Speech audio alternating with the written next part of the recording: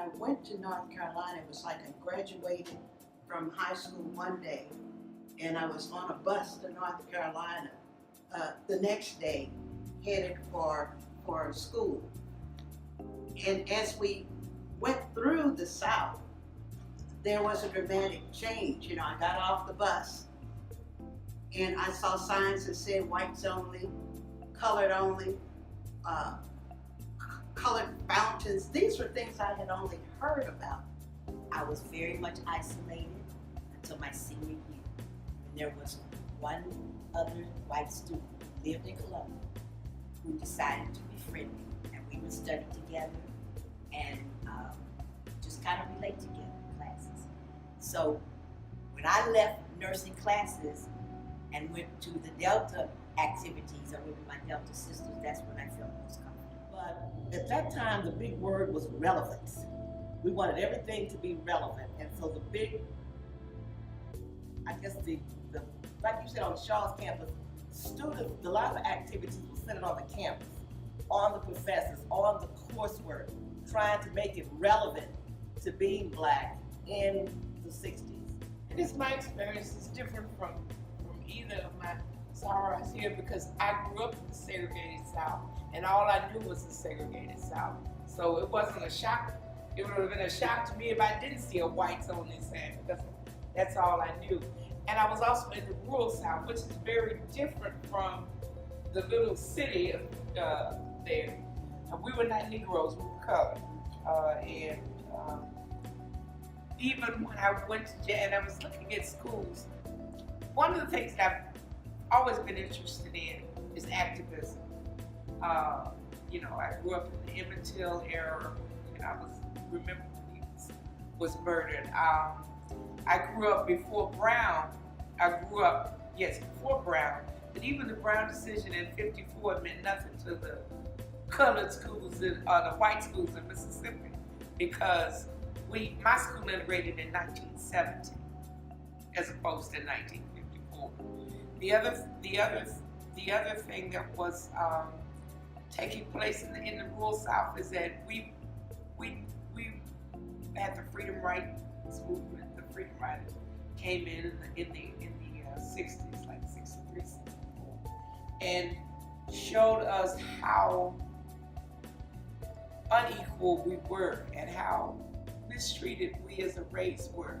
And so I grew up getting very involved emotionally in what was taking place.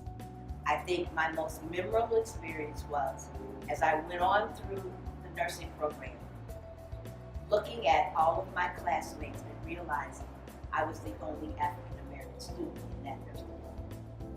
And when I go back now and look at the pictures of the wall of the graduating classes, every other year there is at least one African American student in the nursing class.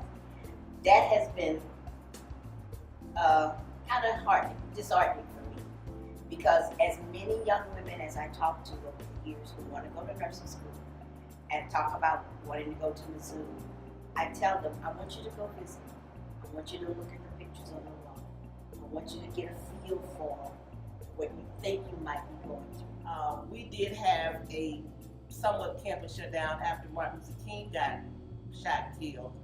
I worked at the phone company as a long distance operator, and I remember the board lighting up. This was the old factory where you literally had to take a cord.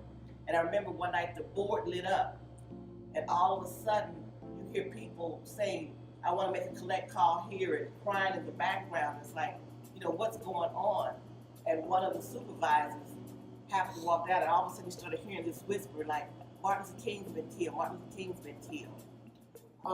The climate was the same kind of activism that you all had. But I mean, we had Charles Evans was always starting protests. I mean, that was just kind of what we did. And Jackson State and Tougaloo were always willing to jump in. And so, you know, we were there when students were carted off to jail, put in paddy wagons, taken to the jail, never really arrested. But involved in those issues.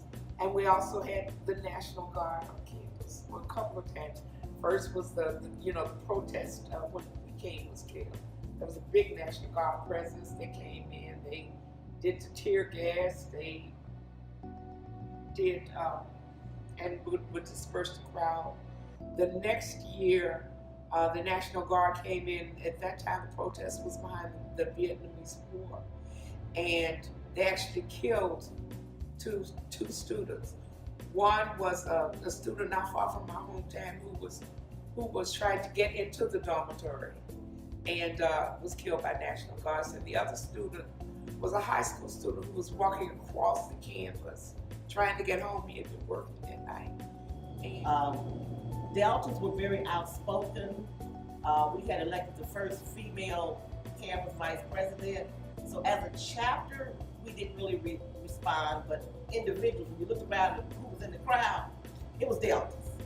And we went down, and the National Guard literally had us cordoned off at the end of the campus. And one pointed a rifle, and I do believe it was a bayonet in that rifle. They said, we can't go. So the staff who were off campus couldn't get on campus. And they did have some campus housing for staff.